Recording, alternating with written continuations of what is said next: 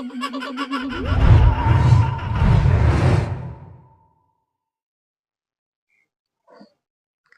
Morning gentleman. मैं वापस आ गया हूँ श्रीलंका से after about a week stay there and I've got some jobs. I've come down to my hometown of Bombay, and then from there I have come down to Indore, and I'm going to talk to you from Indore now, from my bungalow here. I'm going to talk to you not about Sri Lanka, not about Bangladesh. There's a lot of terror going on there, or about what's going on in the Middle East, where President Assad has run away. I'm going to talk of something else. And of course, I'll talk on these topics in my next video. But at the moment, I'm going to talk about how India has achieved the present position. How did it come to this position where it is a dominant power in Asia? It's another matter that Narendra Modi is not exerting himself and just playing the handball up and down. But the fact remains that if India has reached this position now, it is because of the British who ruled India. Many will not agree with me, I think, but the facts are entirely different. मैं आपको fact present करूंगा. आप देखिए, एक नक्शा दिखा रहा हूं मैं आपको. I'm going to show you a map now, and this map is that of India in 1764. Now you can have a look at this map very thoroughly, and this is just after the Battle of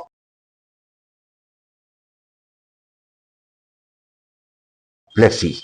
आपको पता है एक battle हुआ था Plessis में, जिसमें जो नवाब अवध था, Sirajuddaula, he was badly defeated by the British, and the main reason was that there were a lot of traitors in the army of Nawab Sirajuddaula, with his chief general Mir Jafar overnight going and switching sides and joining Robert Clive, who was the British commander. Or fate also played a hand, but I'll not discuss into all that. But the fact is, in 1764, the British were on the verge of conquering India. But उस वक्त India की क्या हालत थी? You can see from the map here, India was divided almost into 20 states. There was something called the Maharashtra or the Maratha Confederacy in the center of India. पर वहां भी छोटी छोटी रियासत थी. Bhosles were ruling at one place, Scindias were ruling at one place, like that. Then the Mughal Empire had shrunk to a small plot of land around Delhi in the north. And then there used to be the state of Awadh. Then there was the Nizam of Hyderabad, who had a big territory. And there were so many small states here and there. I mean, in the sense, India was not a united country at all at that time. India consisted of some 20 countries. And they were all independent, mind you. They made their own laws. They had their own structure, their own administration, their own rulers. And there was no cohesion between them. So to say that India was one country and Angrez आए और India को लूट के चले गए, all that's a lot of BS. The British came into India and gave India something else. They gave India nationhood. India was never a nation. You can look at the map yourself. And can anybody deny this map? You can see the map again in 1757. You can see it in 1790. These maps are available on internet. I've just produced one map here to show you what exactly India was. The only thing missing in this map is because the Sikh kingdom came much later. But that was another anomaly, because it was a kingdom supposed to be ruled by the Sikhs. But the majority of the rules which were being followed were those of the Hindus. You see, even Sati was being followed in the Sikh kingdom. And it's a well-known fact that the 5 queens of Maharaja Ranjit Singh were made to do sati. Only one was left, and that was Rani Jinda. So to talk that it was a very revolutionary state or something like that is a lot of BS. And secondly, he had no control over the rest of India at all, other than that area which in the northwest. Similarly, the East India Company, after winning the battle in Plassey, In 1764 won the Battle of Buxar, and that really sealed this hold over India. Buxar is a small village in North India in which the battle took place between the combined forces of the Mughals and the Raja of Varanasi and Awadh, and the British won the battle.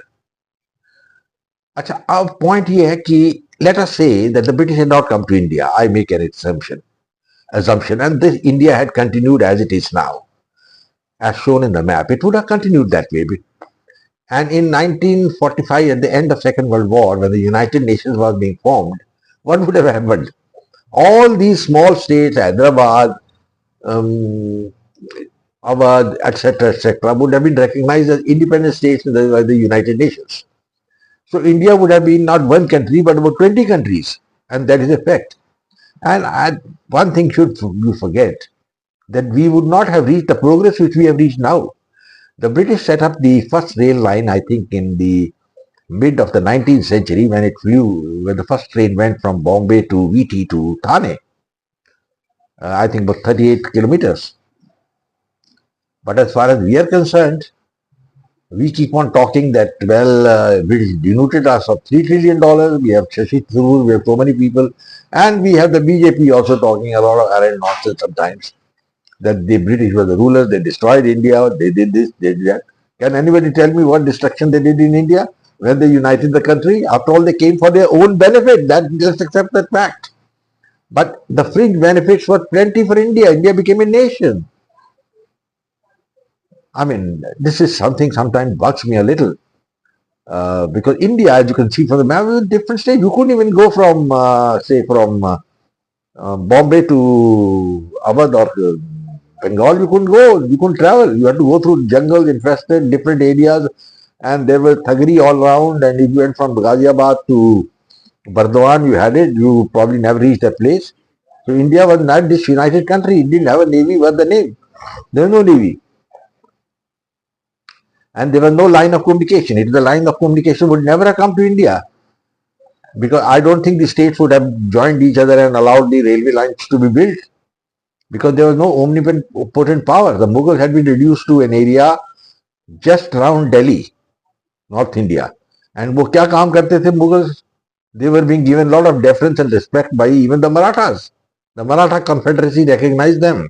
Why? I couldn't understand it. Because the only job of these people was to catch some young girls, drink wine with them, and enjoy life. That's all. That's what the Mughals were doing at that time for 100 years, from say 1764 till 1857, when Bahadur Shah Zafar was removed and sent packing to Rangoon for his last days. And the last thing which he asked was that I should be allowed to take my youngest wife with me, who was 16 years or something old.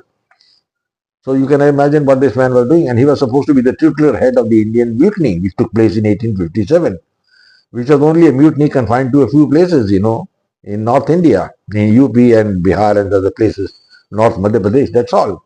The whole of India, that is, Punjab, was not affected. Neither was Assam. Neither was the south of India. Entire south never took part in the battle. And to say it is the first great war of independence is another joke. I think it was just a mutiny by the Indian army. The British East India Army, I will say. And after that, the regiments which formed that army were never taken, like the Bengal regiments, etc. They were disbanded and they were replaced by Sikhs, Gurkhas, and Punjabi Muslims. So that is one aspect. And as I have told you earlier, the British came to India not to make India a great power. They came for their own benefits. Definitely, they were the rulers. Nobody can deny it. पर उनके fringe benefits कितने थे? Just imagine. ये सब मैं आपको आपने दिखाया है. छोटी छोटी जो states थी, then they were independent. Nizam of Hyderabad was all in all very well staying. He was a Muslim. He was persecuting the Hindus. There is no doubt about it. And even the Mughals, when they were ruling much earlier, they were also persecuting the Hindus. Hindus had to pay the jizya tax. And बहुत सी बातें थी. People try to understand that India was in a state of anarchy. अगर आप किताब पढ़े Clive of India by Nirad Chaudhary, he gives you the exact picture of India at that time when Robert Clive came to India. India was still living in the medieval age. Of course, there was a lot of money, a lot of richness, but it didn't percolate to the people. It was with the elite only. The poor people had nothing to do. There used to be famine, all that was there, and no development was being made anywhere. There was no universal law. There was nothing. And the Hindus were being treated basically as second-class citizens. A few of the Hindus, who were the lackeys of the Mughals and the Muslims, they were made generals and all that, like Aurangzeb selected Raja Jai Singh, and then there was also generals of Akbar who were Hindus and all that. They had kept Hindu wives, and it was a different ball game altogether. But the Mughal Empire had collapsed at that time, the period which I am telling you, and it was confined only to Delhi and a few districts around it.